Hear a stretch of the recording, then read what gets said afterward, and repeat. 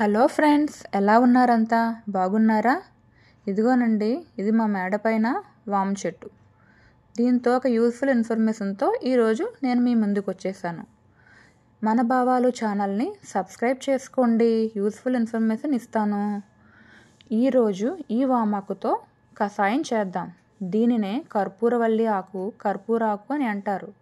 ఇదిగోనండి, ముందుగా ఆకును తెచ్చి శుభ్రంగా కడుక్కోవాలి.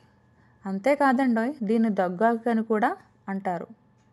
దుమ్ము ధూళి లేకుండా శుభ్రంగా కడుక్కొని తీసి పక్కన పెట్టుకోవాలి. ఈ వామాకు కషాయం చేయడం చాలా తేలికండి. ముందుగా ఒక గ్లాస్ వాటర్ తీసుకొని బాయిల్ చేసుకోవాలి. బాయిల్ అవుతున్న వాటర్లో కొన్ని వామాకులు వేయాలి. ఎక్కువ టైం కూడా పట్టదండి, 3 to 4 minutes బాయిల్ చేసుకుంటే సరిపోతుంది. ఈ వామాకు వలన దగ్గు జలుబు నయమవుతాయి. అంతేకాదు, కడుపు నొప్పి ప్రాబ్లం ఉన్నా, డైజెషన్ ప్రాబ్లం ఉన్నా కూడా క్యూర్ అవుతాయండి. అంతేకాదండి, వెయిట్ లాస్ కూడా ఇది యూజ్ అవుతుందట. ఇదిగోనండి, వామాకు మరిగిపోయింది. మరిగిపోయిన తర్వాత దాన్ని లీవ్స్ సపరేట్ చేసుకొని ఓన్లీ డ్రింక్ మాత్రం వాటర్ మాత్రం సపరేట్గా తీసుకోవాలి. ఇది చూడడానికి వాటర్ లాగే ఉంటుంది. మరగబెట్టినా ఇది వాటరా కషాయం అని డిఫరెన్స్ తెలియదు, కానీ తాగితే ఖచ్చితంగా డిఫరెన్స్ తెలుస్తుంది. ఈ వామాకు స్మెల్ కూడా చాలా బాగుంటుందండోయ్. ఈ వామాకులో ఒక రకమైన ప్రోటీన్ ఉంటుందండి. ఆ ప్రోటీన్ వల్ల మనకి కిడ్నీలో స్టోన్స్ రాకుండా ఉంటాయట. అంతేకాదండి, ఈ వామాకుని ఇలా 2 వైపులా కాల్చుకొని దాన్ని పిండితే రసం వస్తుందండి.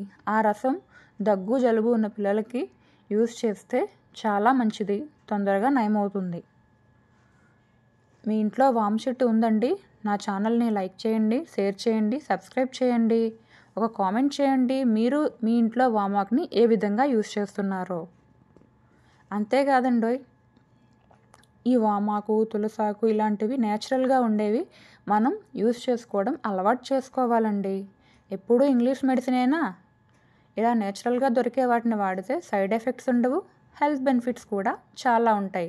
అంతేకాదండి, ఈ వామాకులో ఉప్పు కలిపి తిన్నా కూడా చాలా మంచిది. ఇవేవి కాదంటారా?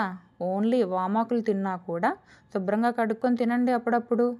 పరగడుపుని హెల్త్కి చాలా మంచిది. అసలే వింటర్ సీజన్, దగ్గు జలుబులు వస్తున్నాయి కదా, సో ఇది యూజ్ అవుతుందని నేను షేర్ చేస్తున్నాను. ఛానల్ని షేర్ చేయండి, సబ్స్క్రైబ్ చేయండి, లైక్ చేయండి, అలాగే కామెంట్ చేయండి. అంతేకాదండి, ఈ వామాకుతో చాలా రకరకాల రెసిపీస్ చేస్తారు కదా, మీకు తెలుసు కదా. వామాకు బజ్జీ అని, వామాకు పకోడీ అని, అలాగే వామాకు పచ్చడి, చట్నీ, రీసెంట్గా విన్నానండి చిత్రాన్నం అని కూడా చేస్తారట. ఏదేమైనా మనం వామాకుని యూజ్ చేయడం ముఖ్యం కదా. ఇలా టేస్టీగా హెల్తీగా యూజ్ అయ్యే వామాకుని ఖచ్చితంగా వాడండి. టేస్టీగా హెల్తీగా చేసుకోండి. ఛానల్ నచ్చితే షేర్ చేయండి, సబ్స్క్రైబ్ చేయండి. మీరు ఇచ్చే లైక్ నాకు చాలా మోటివేషన్గా ఉంటుంది.